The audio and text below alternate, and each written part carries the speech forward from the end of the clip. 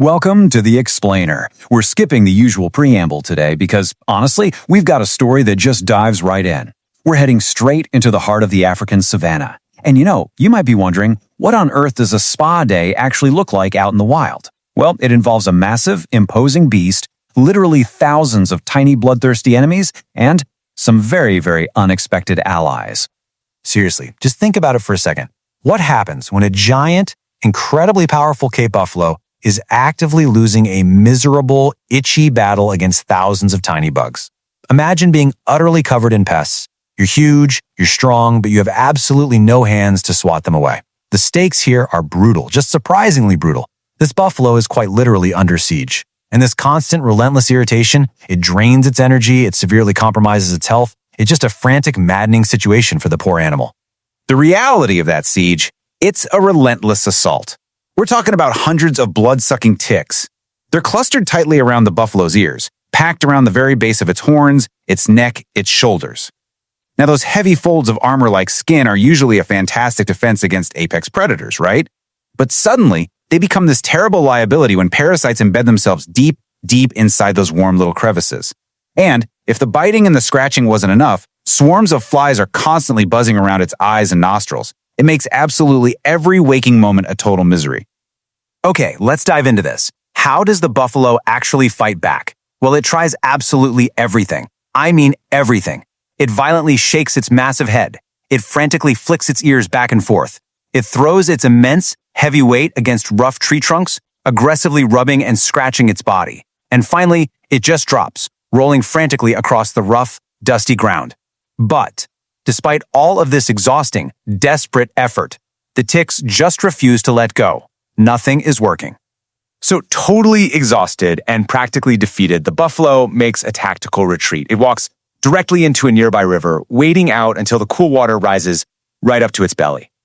You can just feel it, right? This offers some immediate, soothing physical relief to its itchy, inflamed skin. It finally gets just a moment to catch its breath, away from the biting and the endless buzzing. But actually, by stepping into the water, the buffalo is setting the stage for a truly incredible ecological intervention. It really doesn't take long for the aquatic cavalry to notice a new customer has arrived. Within just a few minutes of standing in the water, the first small fish begin to appear. And trust me, they do not come alone. Quickly, those few fish multiply into a massive, dense, swarming school. They completely surround every single submerged part of the buffalo's massive body. This aquatic swarm wastes absolutely zero time. They immediately launch a highly coordinated tactical strike, targeting the belly, the groin, the thighs, the knees, and even the hooves. Almost no exposed skin beneath the surface is left untouched. Hundreds of fish literally press their mouths right up against the buffalo's body. They carefully, meticulously search every single fold of that thick, muddy skin for attached parasites. The sheer scale of this underwater teamwork is just incredible. As the source material beautifully puts it, together they move like a living carpet. It's so true.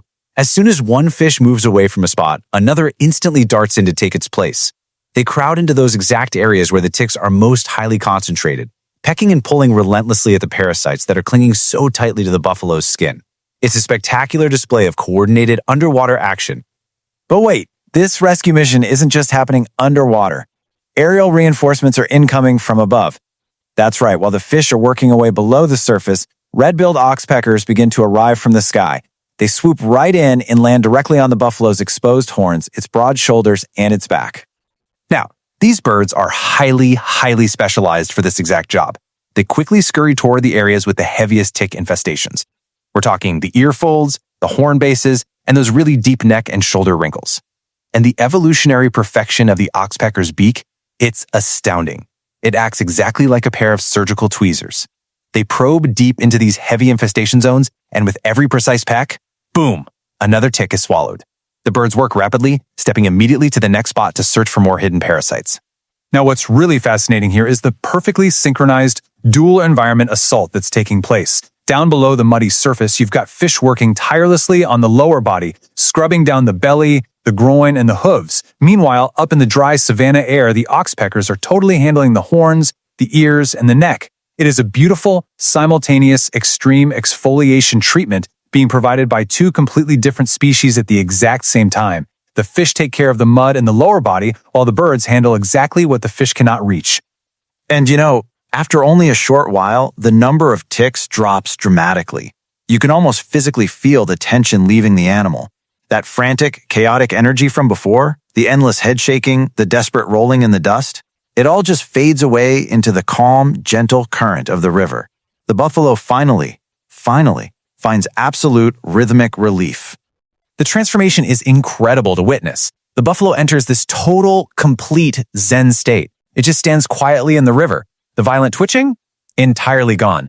It's breathing slowly, its eyes are half closed, it's barely even reacting to those few flies that are still circling overhead.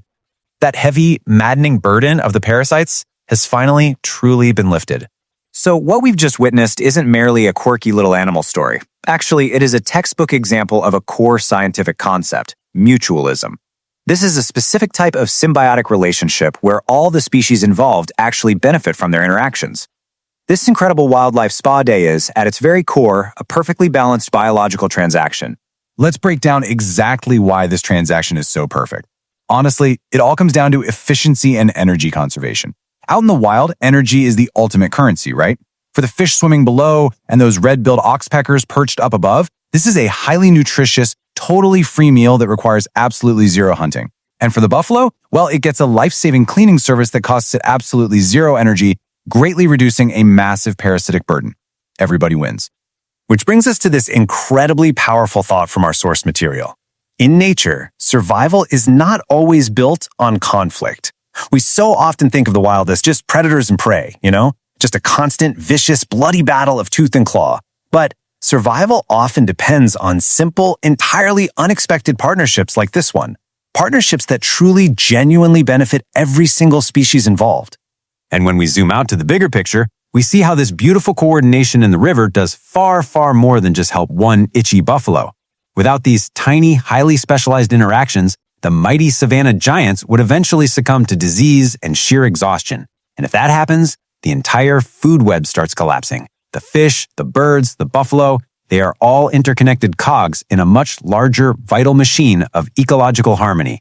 So I'll leave you with this. If nature's fiercest survivors, like the massive giant Cape buffalo, rely on such tiny, unlikely allies to thrive, who is part of your mutualistic ecosystem? Think about it. Who cleans off your proverbial ticks? Thanks so much for exploring this with us today. And remember, never stop looking for nature's hidden connections.